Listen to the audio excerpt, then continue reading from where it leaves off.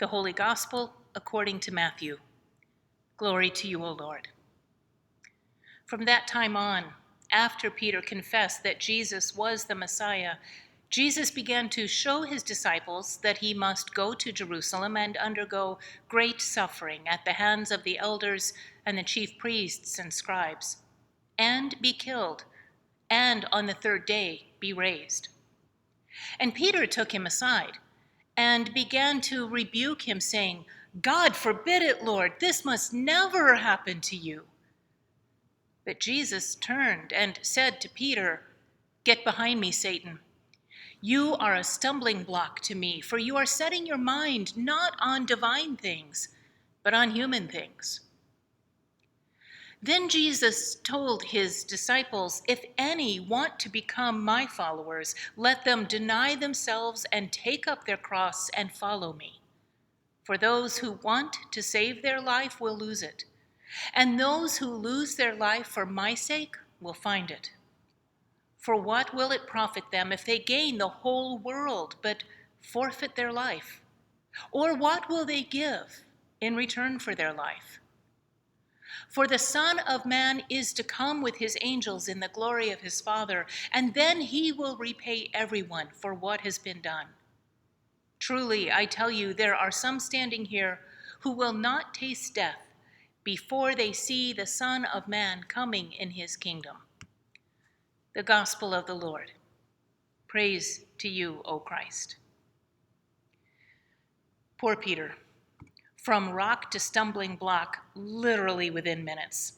This story, this conversation takes place immediately after last week's conversation where where Peter proclaims that Jesus is the Messiah. He thought he understood what he was saying, and immediately he shows he doesn't have a clue. Now again, we remember that this conversation is taking place in Caesarea Philippi, which is a situation, a site that represents all of the powers that compete in this world against the inbreaking of the reign of God.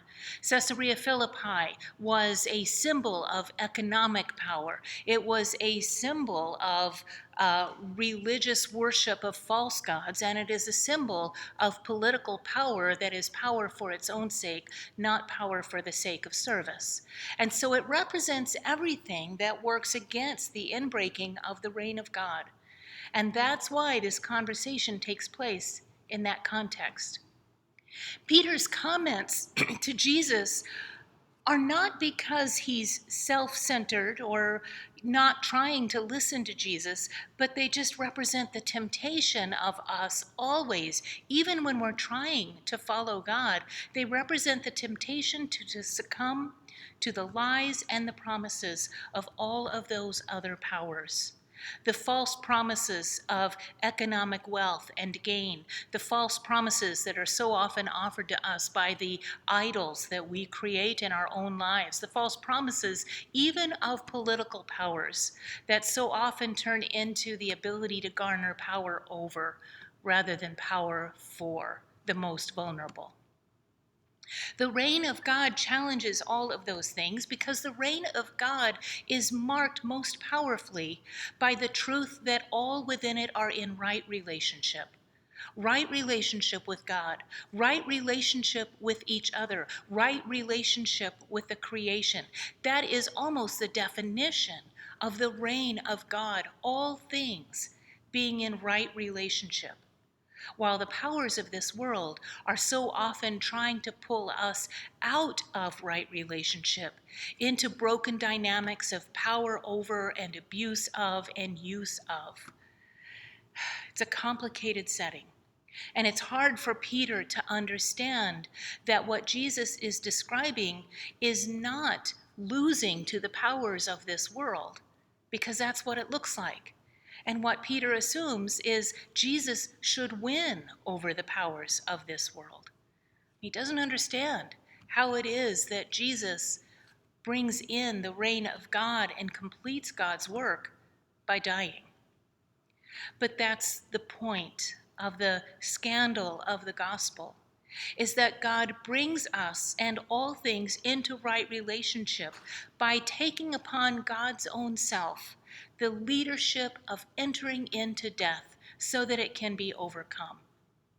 When Jesus confronts Peter on his misunderstanding and makes that wild swing from "you're Peter the rock" to "you're a stumbling block," he uses words that are very familiar in these instances of temptation. Because if you remember, the last time Jesus has used language like that was in the wilderness when he was tempted with offers of wealth and offers of power and offers of having his every need met. If only he would use his power for his own sake rather than for God's work.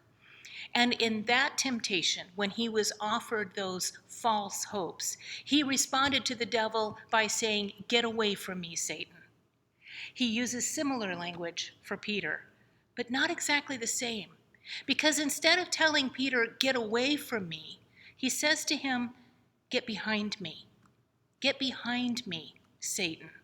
Still harsh language, but it's clear that Jesus has not rejected Peter or sent him away from his presence for his mistake, for his succumbing to the temptation to still fall into line with the goals and promises of the world that works against God's reign.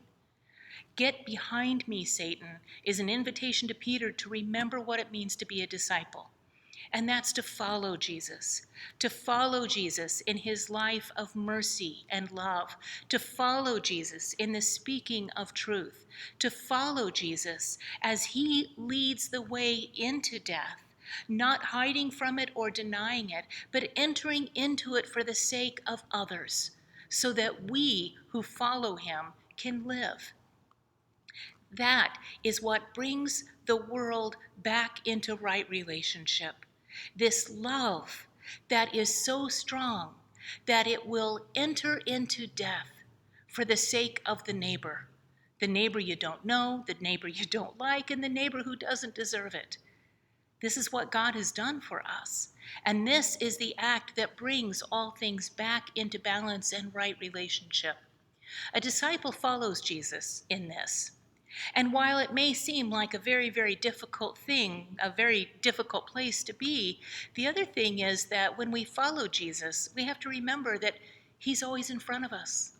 And so in one respect, even as we follow him into death, we have his love and his power to shield us so that we can move through that death and once again into life.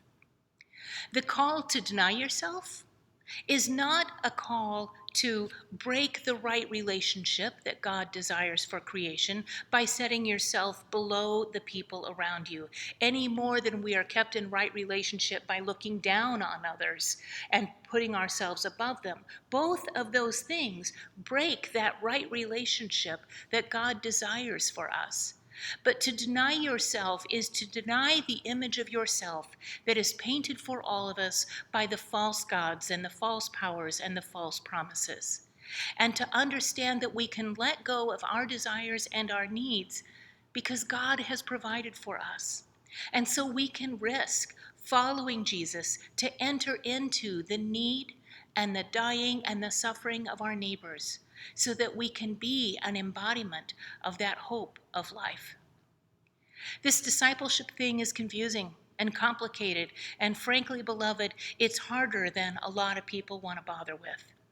We struggle with how to live out this reality in light of ongoing struggles and protests and death and suffering and confusion and anger, in the struggles of ongoing shootings and protests and riots and political conversations that are often less productive than we would hope they would be. We struggle to figure out how to do this, but we need these words more than ever today. The world around us will tell us lies about ourselves. It will tell us so many lies about our neighbors. But in the reign of God, we see one another. We love one another. We hear the truth of one another. And we walk with and for one another through this world into all the places where lies and death threaten us.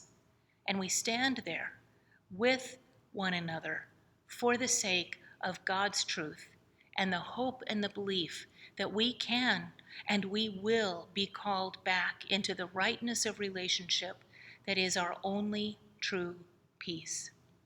To live in love and to live in hope and to work for justice and to know that peace comes from God alone. Thanks be to God. Amen.